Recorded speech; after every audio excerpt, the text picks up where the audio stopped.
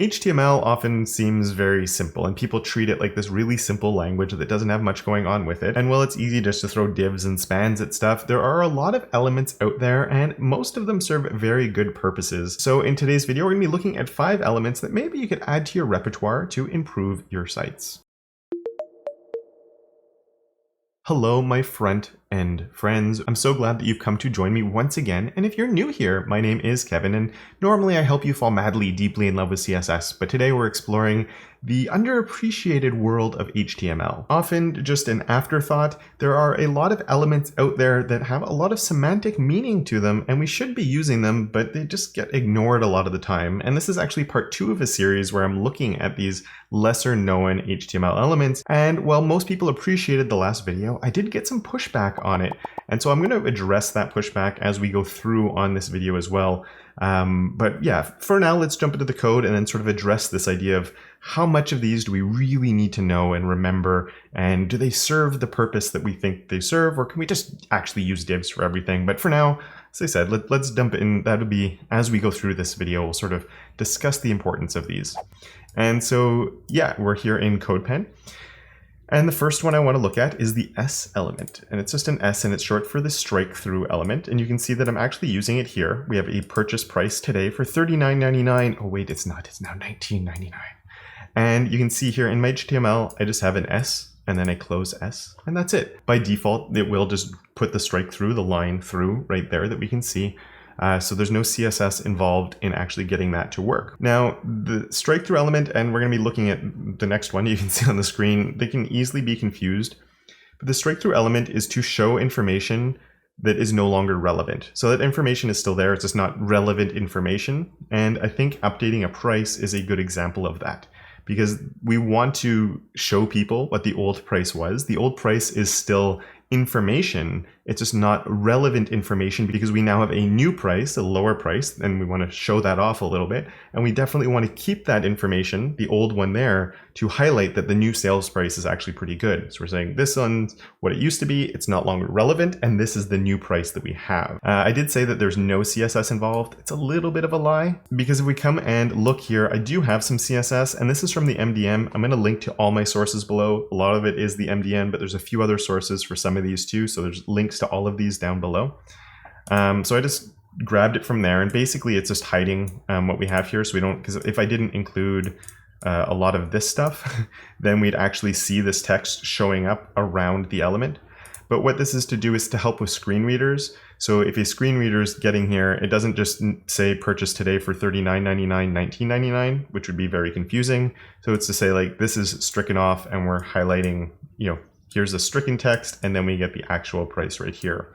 So the way that it's visually being communicated to us also can be communicated through a screen reader. And that does lead me a little bit, talking about screen readers, to what I wanted to mention. We're going to keep diving into it a little bit, but semantics and using the right elements for the right things is very important for accessibility reasons. And as I said, there were some people in my last video pushing back and talking a lot about just, it's too much overhead, we have to think about too much stuff with the HTML, just use divs, it's going to be fine.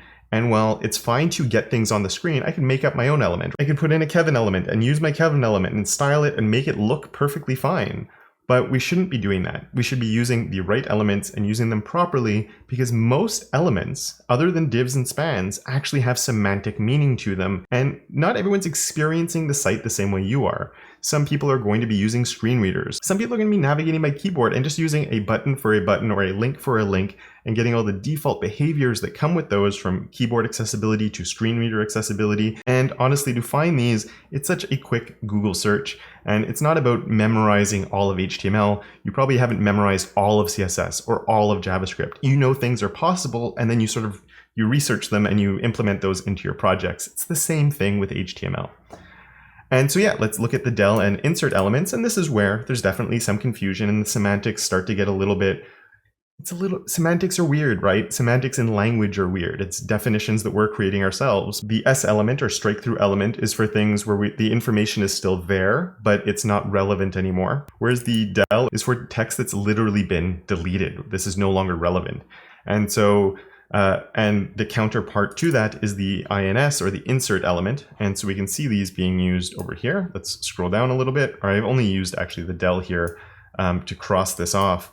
And so one example is on a to-do list, you could use your del element to have the line going through. Now, this and this, the styling is the same, even though they have different semantic meaning. So that is important. But a to-do list is one example of something that once that's been done, you do it. It's not that it's not relevant anymore. That's something that we're deleting from our list. You're scratching it off, it's gone. And maybe that's where there is some semantic discussion that could go on. Is it deleted or is it still relevant text? Is it just not relevant anymore because I finished it? And I definitely get that there is a little bit of wiggle room with that. And that's just how language works in general. And when you have something like HTML that is about taking our language and trying to put it into code, you run into these same semantic types of little wiggle rooms and things that aren't super straightforward. But one thing that I think that is more straightforward is sort of this that you might be familiar with, which is when we're adding or deleting things. Now, the GitHub pull requests don't use the insert and del, but it's that idea of showing this information's been added, this information has been deleted. And it could be for if you were working on a text document, I'm sure you've seen it. You know, if you're in Google Docs and you have different people who have been editing and you're in like the editing mode, you can actually see edits that have been made and you can see where text has been added or text has been deleted. The old text isn't relevant anymore. We're highlighting the new text that's been brought in and we're saying this other text is now deleted and not part of the document anymore. And so yeah, that's the delete and insert elements. Another one, and this one, we're going to look at two different things. I put the WBR, which is white break or line break opportunity element, I should say. This one's not the most practical, but does lead me to continue the discussion of which, you know, how deep into this rabbit hole do we get? And it's why I want to talk about it. And so it's WBR, word break, line break opportunity. I think WBR is word break, but it stands for line break opportunity. And sometimes I'm sure you've had issues where you have a long bit of text and that text gets on a smaller device and it's a heading, so it's long and it can cause some horizontal overflow. And there are solutions to that. And one of them is using the WBR. So let's find that here. So what I can actually do is I can come into my word, which is right here. And in particular, I could say here, there's a word break opportunity or a line break opportunity. So the text will actually look exactly the same. But when we run out of room, you can see there, it's actually breaking the word because there's not enough room for it. Cool, right? It's automatically doing it if there's not enough room, but there is a problem with this, and that is there's no hyphenation with it, which makes it look like two words, especially in English and other Latin languages, and that's not the greatest thing. The other issue with it is it's very manual. Like I have to come here and do this myself and plug it into different words, which, right? There are other options. You can use the shy. I'm going to copy you and put that there.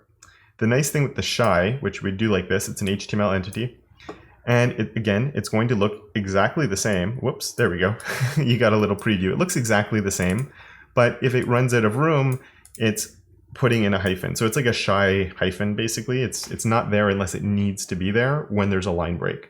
So to me, this is a bit of an improvement using this, and it's just as much work and just as manual. But of course, this is something we could handle with CSS instead using the hyphens auto. And as I said, though, I wanted to use this as a bit of an opportunity to talk about how relevant some of these elements are. And again, you might look up something like you're trying to figure out how to do a word break and to solve that issue. And you might find 2 or 3 different ways of doing it.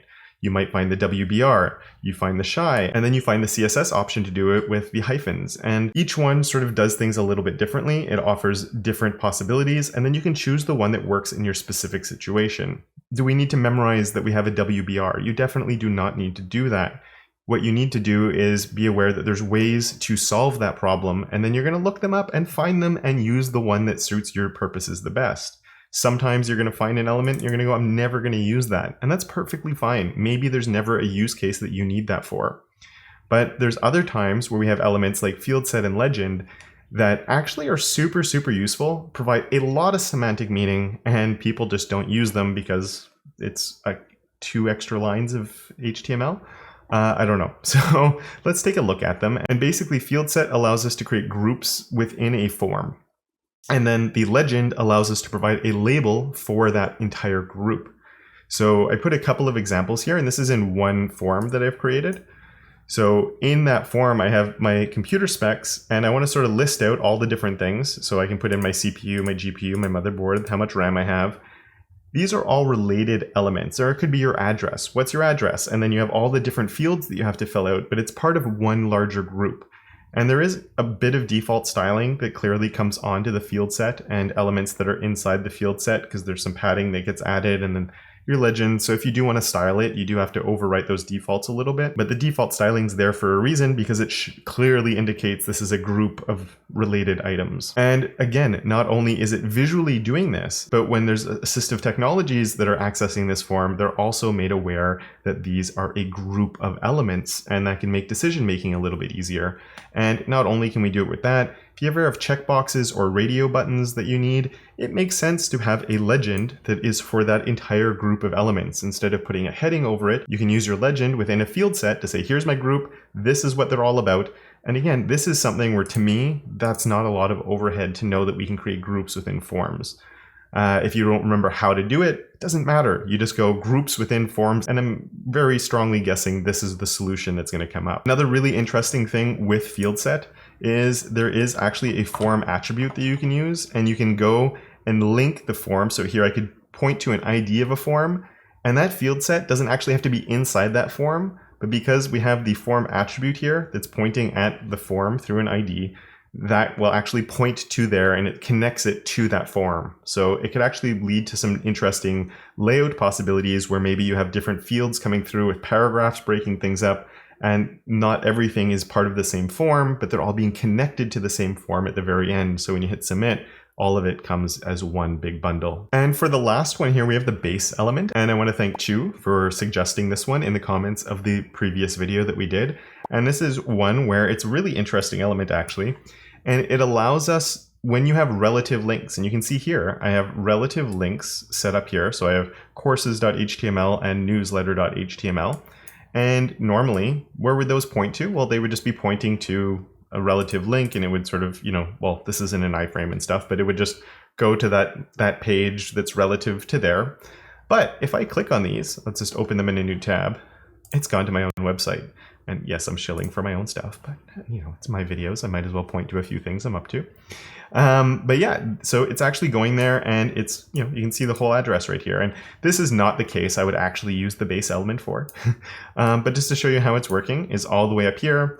I have the base. Now, just so you know, this should be in the head of your document, just because this is, we'll put it here anyway. But because this is in a code pen, we don't really have a head, but we can throw that there. It's still going to work. And whatever the href you put here is becomes the base for your relative URLs. And that can be really cool if you're using a different project or folder structure. If you have a bit of an interesting organizational structure, but you want to treat something as your root, let's say, you could have this, whatever you're putting here gets treated that way. So if you have a whole bunch of links where you're doing like a back, and then going somewhere else, you could use the base element to, prevent yourself from having to do something like that. It will do it for all relative links on the page. So you do want to make sure, like, that's including if you came in with a link here after. So I had my link CSS. This style is going to be, that link is actually going to be this, even though that's in my head. So every single relative link will be using this as the base. So that's very important to know.